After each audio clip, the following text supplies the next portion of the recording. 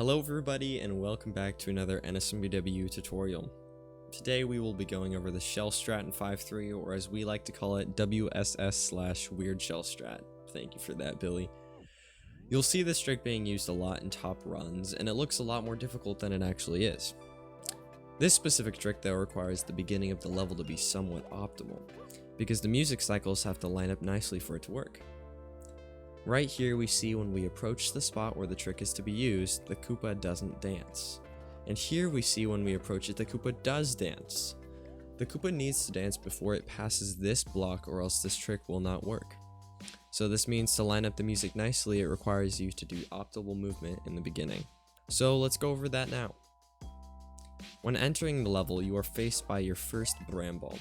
This first jump is done differently by people, and it doesn't really matter too much on what you do. For me personally, I like to run up a bit and then do a small turn back before jumping. Others may do the turn back immediately. Ideally, when you jump off the bramble, its leg isn't touching the ground, but if not, that's okay and you can still get the trick. On the next bramble, you want to do a full jump off him and land on this platform. Try your best to land on the middle of his head or on the right, because sometimes the jump doesn't get you far enough to land on the platform. For this next part, again, people have different methods. For me personally, I like to do a big turn back jump before jumping on him. Another way to do this is to do a ground pound cancel and then jump on him. Both methods work fine, but I recommend experimenting with it to see which way you like better. This next part is our first major difficult spot.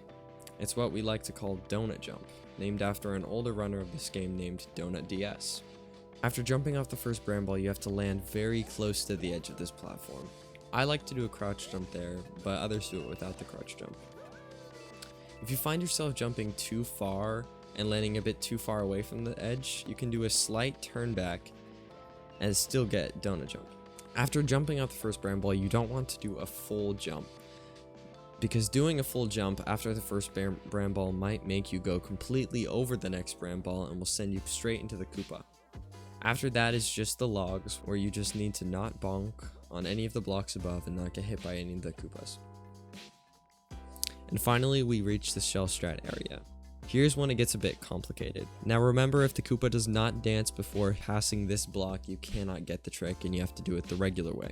The way I like to do it is I jump right here and then I turn to the left, hold nothing but one, and then do a neutral jump to this platform and hold right and jump. Now I know that's a lot to take in, so I have recorded this with a hand cam so you guys can see what that looks like. So as you can see on this hand cam, right before I land on the Koopa, I hold left for about a few frames, and then I jump with holding nothing, but I start to hold right mid jumping to the platform, and then I hold right and jump immediately. The only thing that makes this a bit faster is instead of jumping here, you can slide down this slope and do it. And that is WSS. Make sure if you have any questions to leave them in the comments below, and if you want to see me do some RTA runs of this game, follow me on Twitch. See ya!